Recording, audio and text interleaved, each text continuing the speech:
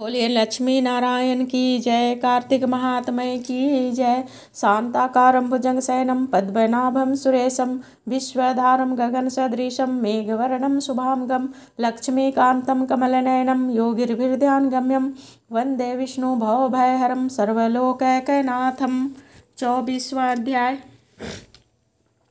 सूत जी के इस प्रकार कहने पर ऋषि आश्चर्यपूर्वक कहने लगे, हे सूत जी, कितने विस्मय की बात है कि अदिति अग्नि में नहीं जली और न ही उसे इसका पता ही चला। तब सूत जी बोले, हे ऋषियों, इसमें आश्चर्य की क्या बात है।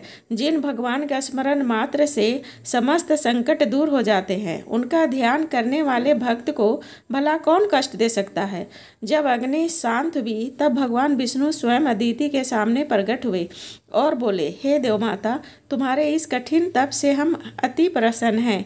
आप इच्छित वर मांगिए। भगवान विष्णु को अपने सम्मुख साक्षात उपस्थित देखकर अदिति ने विनम्र भाव से भगवान की स्तुति करते हुए कहा, हे भगवान, आपके चरण कमलों की सेवा करके भक्तजन परम सिद्धि को प्राप्त करते हैं। ऐसे भगवान को नमस्कार है। देवता, नदी तथा समुद्र आदि सभी कुछ आप ही हैं। अतएव आप मेरे पुत्रों की रक्षा कीजिए तथा निष्कंटक राज्य दीजिए। अदिति के वचन सुनकर भगवान कहने लगे, हे देवमाता, अब मैं पुत्र रूप में तुम्हारे यहाँ जन्म लेकर असुरों का संहार करूँगा। इतना कहकर अपने कंठ की माला अदिति को देकर भगवान अंतर ध्यान हो गए। इसके पश्चात देवमाता अदिति अपने आश्रम में चली गई।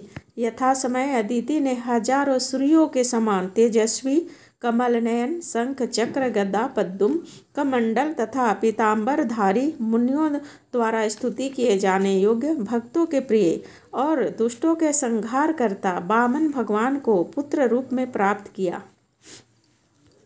वामन भगवान को अपने आश्रम में देखकर कश्यप आदि ऋषियों ने भगवान की स्तुति की।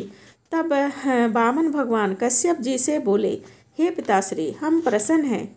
आपके समस्त मनोरथ पूर्ण हो। हमने अब तक 2 बार आपके घर में जन्म लिया है और आगे भी जन्म लेंगे। उधर राजा बलि ने दैत्य गुरु श्री शुक्राचार्य जी की अध्यक्षता में बड़ा भारी यज्ञ आरंभ किया, जिसमें हवि ग्रहण करने के लिए उन्होंने लक्ष्मी जी सहित विष्णु भगवान का आवाहन किया। उसी समय भगवान बटुक ब्रह्मचारी के रूप में वहाँ उपस्थित हुए। भगवान के बौने ब्रह्मचारी रूप में होते हुए भी ऋषि लोग ज्ञान दृष्टि से उनको पहचान गए और उनकी स्तुति करने लगे। उन्हें देखकर दानव गुरु शुक्राचार्य जी ने राजा बलि को सारी स्थिति से अवगत कराया।